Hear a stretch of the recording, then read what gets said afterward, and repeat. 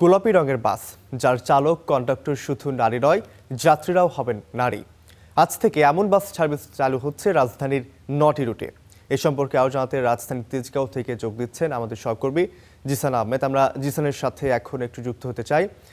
জিসান, আপনার কাছে একটু যেতে চাই, সেই সাথে দর্শক জানিয়ে দিতে চাই আমাদের সঙ্গে ইতিমধ্যেই যুক্ত হচ্ছেন আমাদের আরেক সহকর্মী জজিব হোসেন প্রতীক, বগুড়া থেকে।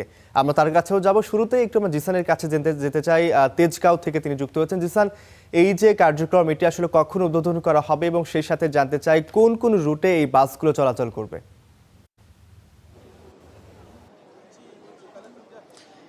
রৌফ, প্রথমে জানিয়ে রাখি যে এখনো বাসগুলো উদ্বোধন করা হয়নি। 10টায় উদ্বোধন হওয়ার কথা ছিল। এখানে সড়ক পরিবহন মন্ত্রী এবং প্রতিমন্ত্রী দুজনই আসার কথা, তবে তারা এখনো আসেনি, কিছুক্ষণের মধ্যে চলে আসবেন।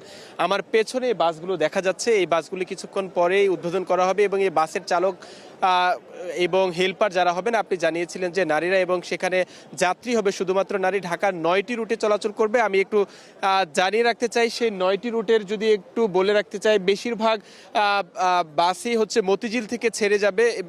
সেটা বিভিন্ন রুটে যাবে, যেমন মোহাম্মদপুর রুটে রয়েছে একটি বাস, মোহাম্মদপুর থেকে জিগাতলা হয়ে, সায়েন্স ল্যাব হয়ে, শাহবাগ প্রেস ক্লাব হয়ে মতিঝিল পর্যন্ত যাবে।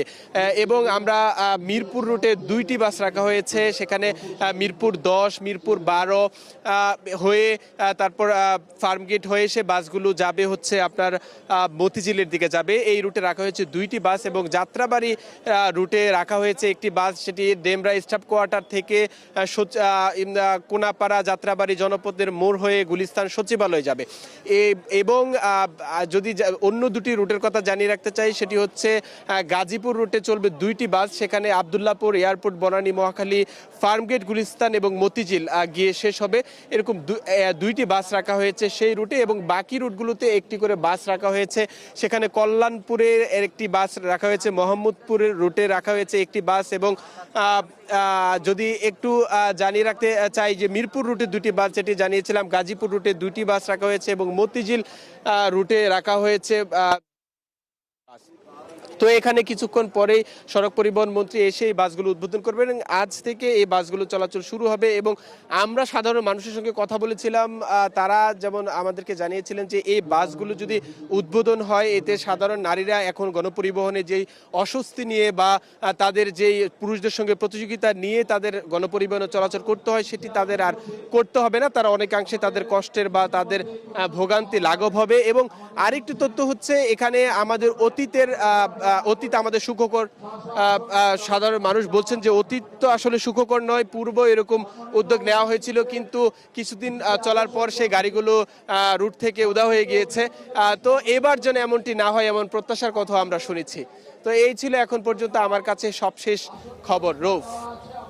জি স্যার, আপনাকে অসংখ্য ধন্যবাদ আমাদের সঙ্গে যুক্ত হয়ে গুরুত্বপূর্ণ তথ্য দেওয়ার জন্য। দর্শক, এবার একটু আমরা বগুড়ায় যেতে চাই আমাদের সহকর্মী জজিব হোসেন প্রতীকের কাছে। প্রতীক, আপনার কাছে একটু জানতে চাই, আমি ভুল না করে থাকলে বগুড়াতে 2টি বাস উদ্বোধনের কথা রয়েছে। আপনার কাছে জানতে চাই কখন নাগাদ সে 2টি বাস উদ্বোধন করা হবে, বগুড়ার কোন কোন রুটে এই বাসগুলো চলাচল করবে?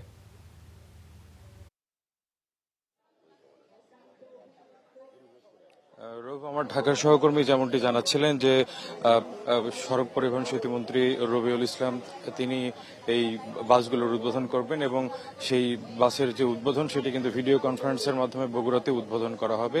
এবং নারীদের জন্য বিশেষায়িত যে মহিলা বাস সার্ভিস, সেই মহিলা বাস সার্ভিসের 2টি বাস বগুড়া থেকে চলাচল করবে। এবং আমি যদি বগুড়ার বাসের রুটটি যদি জানাতে চাই, তাহলে এটি চলবে শেরপুর থেকে মাটিডালি পর্যন্ত, অর্থাৎ শেরপুরের পল্লী উন্নয়ন একাডেমি স্কুল থেকে 9 মাইল শাহজাহানপুর উপজেলা গেট, বি ব্লক, মাঝিরা বাজার হয়ে বনানী বাজার, এরপরে সাতমাথা, তারপরে সরকারি মুজিবুর রহমান ভান্ডারী মহিলা কলেজ পর্যন্ত এটির আসলে স্টপেজ আমরা দেখতে পাচ্ছি। এবং আরেকটি দেখতে পাচ্ছি যে মোকামতলা, বনানী, মহাস্থান, টিএমএসএস হাসপাতাল, মাটিডালি মোড়, সরকারি মুজিবুর রহমান ভান্ডারী মহিলা কলেজ থেকে সাতমাথা পর্যন্ত, অর্থাৎ বেশ বড় একটি অংশ কিন্তু এই 2টি বাস দিয়ে কাভারেজ দেওয়ার একটা বিষয় এখানে এসেছে। কিন্তু সেই ক্ষেত্রে যাত্রীরা ঠিক মতো তাদের যে আসন সংখ্যা সেটি অপ্রতুল হবে বলে আমরা জানতে পেরেছি যাত্রীদের কাছ থেকে।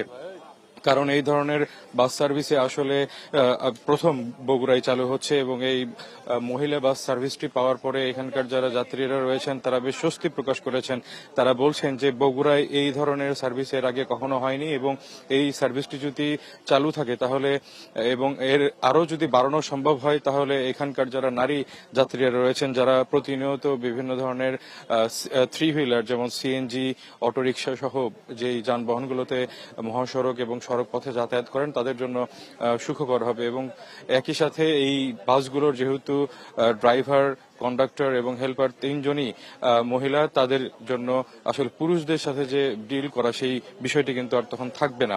তো এই যে বাস সার্ভিসের বিষয়গুলো আমাদেরকে আরেকটু এখানকার যিনি বিআরটিসির কর্মকর্তা রয়েছেন তিনি যেটি জানিয়েছেন যে এই বাস সার্ভিসটি তারা যতটুকু সাধ্য আছে তারা চালিয়ে যাওয়ার চেষ্টা করবেন এবং একই সাথে এই বাসগুলো যদি কোনো ধরনের দুর্ঘটনা কিংবা কোনো একটি সমস্যার সম্মুখীন হয় সাথে সাথে কিন্তু এখানকার যারা মেকানিক রয়েছে সেখানে গিয়ে তারা সেই বাসগুলো মেরামত করার একটা প্রচেষ্টায় থাকবেন বলে আমাদেরকে জানিয়েছেন। তো এই ছিল আমার কাছে বগুড়ায় মহিলা বাস সার্ভিসের যে উদ্বোধন তার সর্বশেষ খবর। রৌফ।